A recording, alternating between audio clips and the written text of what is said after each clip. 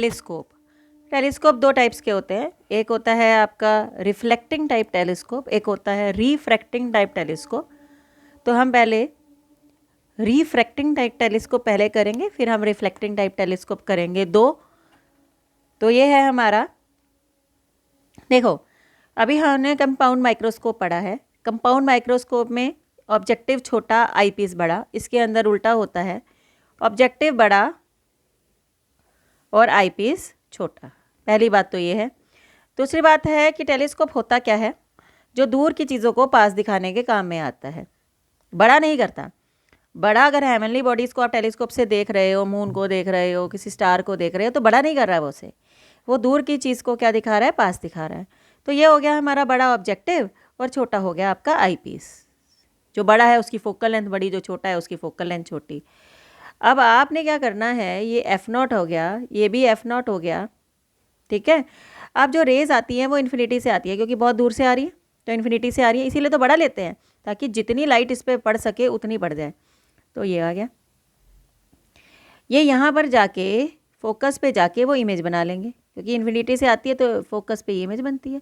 किसके फोकस पे बनी, फोकल लेंथ के, सॉरी ऑब्जेक्टिव के। तो यहाँ से यहाँ तक की जो दूरी है इसको हम इमेज डिस्टेंस भी बोलेंगे और फोकल लेंथ भी बोलेंगे, दोनों चीज़ें बोलेंगे। इमेज डिस्टेंस भी बोलेंगे और फोकल लेंथ भी बोलेंगे, क्योंकि यहाँ से यहाँ तक की फोकल लेंथ भी है और इमेज भी यहाँ पर बन रही है, और यहाँ पर ऑब्जेक्ट कहाँ पर खड़ा है, इन्फिनिटी पे है। तो ये आ गया, फिर ये इसके सामने आ गया, ये इसके सामने आ गया। तो ये जो आई पीस है, ये जो आई पीस है वो यहाँ पर क्या बनाएगा, इमेज बनाएगा, जैसे हमने पहले बनाई थी। ये इमेज बन गई, फाइनल इमेज। तो यहाँ पर आप इस फाइनल इमेज को देख लेंगे, तो दूर की चीज़ आपके पास आके खड़ी हो गई, आप इसे देख पा रहे हैं। तो आप एक बारी डायग्राम को दोबारा समझ लो, टेलीस्कोप के डायग्राम को। ये एस्ट्रोनॉमिकल टेलीस्कोप है, एस्ट्रोनॉमिकल टेलीस्कोप है, दूर की चीज़ें देखने के काम आता है, हेवनली बॉडीज़ देखने के लिए काम आता है। ये आपका क्या हो गया,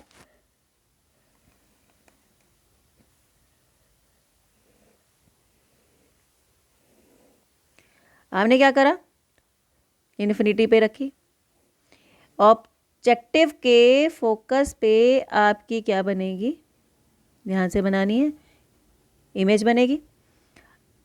अब ये जो इमेज बनी ये आपके ऑब्जेक्टिव के फोकस पे बनी, लेकिन ये किसके बीच में आके खड़ा हो गया, आई पीस के ऑप्टिकल सेंटर और फोकस के बीच में। तो ये आपकी क्या बन गई, इमेज बन गई। और इमेज ने जो आँख पे एंगल बनाया, ये फाइनल इमेज बन गई। इमेज ने जो आँख पे एंगल बनाया वो बीटा बना दिया। तो ये हमारा क्या बन गया, डायग्राम बन गया। ये टेलीस्कोप का आपका डायग्राम है।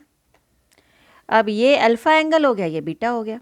अब देखो, अब मैं पिछली बार अल्फ़ा कैसे बनाती थी, ऑब्जेक्ट को डी डिस्टेंस की दूरी पे रखती थी, जो मेरी आँख पे एंगल बनता था वो अल्फ़ा होता था। लेकिन इसमें तो हम ये नहीं कर सकते, हम डी डिस्टेंस पे नहीं ला सकते। मून को कहाँ लाएंगे, स्टार को डी डिस्टेंस पे कहाँ लाएंगे, तो नहीं ला सकते। तो हम यहीं पर ही क्या बनाते हैं, अल्फ़ा एंगल बनाते हैं, और यहाँ पर क्या बनाते हैं, बीटा एंगल बनाते हैं। यहीं से हम टैन अल्फ़ा निकालते हैं और इसी ट्रायंगल से हम टैन बीटा भी निकालेंगे, यहीं से ही डायग्राम से ही। तो टैन अल्फ़ा किसके बराबर होगा, अगर हम डायग्राम देखें तो टैन अल्फ़ा बराबर होगा परपेंडिकुलर अपॉन बेस। परपेंडिकुलर हो गया ए डैश बी डैश, और बेस हो गया ये क्या चीज़ है, ये कितना डिस्टेंस है, मैंने आपको पहले बताया था ये डिस्टेंस कितना है, FO है। तो इसको क्या लिख देंगे, FO लिख देंगे। ये ए डैश बी डैश के हाइट ऑफ द इमेज, हमने इसको HI लिख दिया, इसको क्या लिख दिया, FO लिख दिया। अब इस छोटे वाले ट्रायंगल से इधर वाले से टैन बीटा भी निकाल लेंगे। टैन बीटा किसके इक्वल है, यही A dash B dash same upon यहाँ से यहाँ तक की दूरी। ये क्या है, इसके लिए ऑब्जेक्ट का डिस्टेंस है, तो ये हो गया UE। फिर आपको मैग्नीफिकेशन का फॉर्मूला अभी तक तो पता ही चल गया है, beta upon alpha. Beta A dash B dash, क्योंकि tan beta approximately equal to beta for small angles, A dash B dash upon UE upon A dash B dash upon FO। ये cut गया, तो आपके पास क्या आ गया, FO bye UE। जैसे हमने simple microscope में निकाला था 1/UE की वैल्यू, यहाँ पर भी हम किसकी वैल्यू निकालेंगे, 1/UE की वैल्यू निकालेंगे। तो आपके पास ये आ गया। अब आप देखिए कि मैग्नीफिकेशन आ गया FO/UE। अब हम इसके बाद इसकी साइन कन्वेंशन निकालेंगे। लेंस कन्वेक्स है तो पॉजिटिव, लेकिन यू ई क्या है, नेगेटिव है। आप साइन कन्वेंशन यहाँ पर लगा सकते हैं। अब हम 1/UE की या FO/UE की दूसरी वैल्यू निकालेंगे, जैसे कि हमने सिंपल माइक्रोस्कोप में निकाली थी थिन लेंस फॉर्मूला यूज़ करके। थिन लेंस फॉर्मूला क्या है, 1/FE is equal to 1/VE minus V. Eyepiece पे लगाया है हमने। तो हम चाहते हैं कि हमें इमेज बड़ी दिखाई दे, तो वो हमारी स्ट्रेन्ड आई कंडीशन हो गई। तो स्ट्रेन्ड आई कंडीशन हम डिस्कस कर चुके हैं। यहाँ पर V की वैल्यू किसके बराबर लेते हैं, D के बराबर लेते हैं। तो 1/D हो गया, 1/UE हो गया, और ये 1/FE हो गया। अब आप ये देखिए D की साइन कन्वेंशन देखिए। अगर आप D की साइन कन्वेंशन देखते हैं, पहली रे ऐसे आ रही है सीधी राइट साइड पे, आप ऑप्टिकल सेंटर पे खड़े होते हैं, सॉरी आप यहाँ पर चाहिए, हमारी VE है, आई पेस की इमेज की साइन कन्वेंशन ले रहे हैं। आपकी पहली रे कैसे जा रही है, ऐसे जा रही है राइट साइड पे, आप ऑप्टिकल सेंटर पे खड़े होते हैं और इस साइड मूव करते हैं, ठीक है। ये इमेज बनी है तो इस साइड मूव करेंगे, तो दोनों की डायरेक्शन ऑपोजिट, ऑपोजिट के लिए मैंने माइनस का साइन। सिमिलरली UE की भी साइन कन्वेंशन नेगेटिव होती है। तो हमारे पास जो बन गया वो -1/D बन गया और +1/UE बन गया इज इक्वल टू 1/FE बन गया।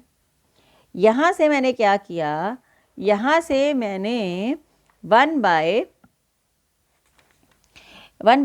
को कॉमन, ये इधर ले लिया, पहले तो हम इधर ले गए 1/FE + 1/D is equal to 1/UE, ये कर लिया मैंने।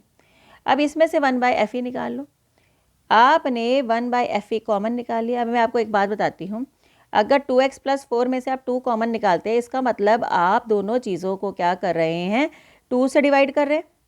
जब मैंने 1/FE इसके अंदर से कॉमन निकाला, तो इसका मतलब मैं दोनों ही टर्म्स को 1/FE से क्या कर रही हूँ, डिवाइड कर रही हूँ। तो ये और ये कैंसिल हो गया, मेरे पास बन गया 1/FE 1 + FE/D is equal to 1/UE, ये मेरे पास बन गया।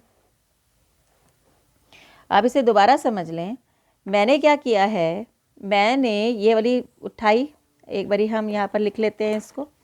मैंने 1/FE + 1/D is equal to 1/UE निकाला था। फिर मैंने बोला इसमें से 1/FE कॉमन निकालिए, मैंने 1/FE कॉमन निकाल लिया। मैंने आपको ये बताया कि अगर किसी चीज़ में से कोई चीज़ कॉमन निकालते हैं, 2 मान लो इसमें से मैंने कॉमन निकाला, 2x + 4 में से अगर मैंने 2 कॉमन निकाला, इसका मतलब मैंने 2 से दोनों टर्म्स को डिवाइड कर दिया है, x + 2 अंदर आ गया। इसी में लड़ली अगर मैंने 1/FE इसमें से कॉमन निकाला है, तो इसका मतलब मैंने दोनों ही टर्म्स को 1/FE से क्या कर दिया है, डिवाइड कर दिया है। तो 1/FE से 1/1 बच गया, ये ऊपर चला गया, FE/D बच गया 1/FE। ये आपकी 1/UE की वैल्यू आती जा रही है, जो कि मुझे चाहिए थी। 1/UE की वैल्यू नहीं चाहिए है मेरे को, मेरा मैग्नीफिकेशन क्या निकलेगा, FO/-UE। इसमें से सिर्फ 1/UE की वैल्यू आई है, FO भी चाहिए। तो हम इस इक्वेशन को क्या करेंगे, FO से दोनों साइडों पे मल्टीप्लाई कर देंगे। तो मैंने दोनों साइडों पे मल्टीप्लाई कर दिया। -FO/UE चाहिए, तो दोनों साइड मैंने माइनस से भी मल्टीप्लाई कर दिया।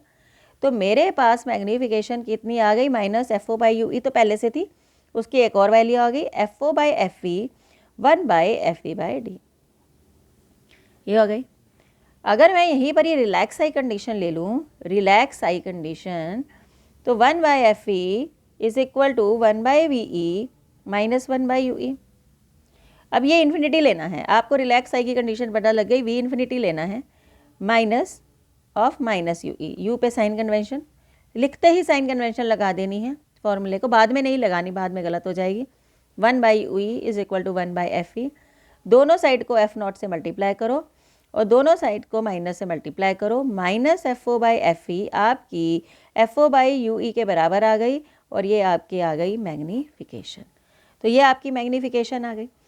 तो अभी तक तो हमने रिलैक्स आई की मैग्नीफिकेशन निकाल ली, लेकिन हमने क्या करना है, हमने एक डायग्राम भी बनाना है रिलैक्स आई का, तो वो भी बना लेते हैं। हम क्या करते हैं, पहला जो है बड़ा है सेम, दूसरा जो लेंस है वो छोटा है, ये आपका है क्या कहते हैं, फोकस, ये आपका है। देखो अब हमने कंस्ट्रक्शन इस एडजस्टमेंट में थोड़ी सी वो करी है, FO और FE को एक ही पॉइंट पर ले लिया। जब यहाँ पर रे आई तो यहाँ पर आपका क्या बनेगा, फोकस बनेगा, सॉरी इमेज बनेगी फोकस पे।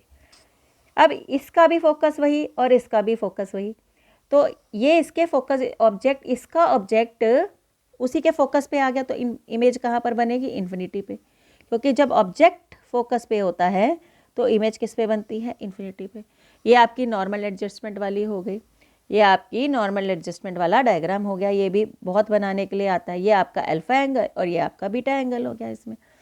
तो ये आपका डायग्राम है फॉर नॉर्मल एडजस्टमेंट के लिए। तो टेलीस्कोप है ये, रिफ्रैक्टिंग टाइप टेलीस्कोप हमने कर लिया। अब बात करते हैं हम रिफ्लेक्टिंग टाइप टेलीस्कोप की इन नेक्स्ट वीडियो।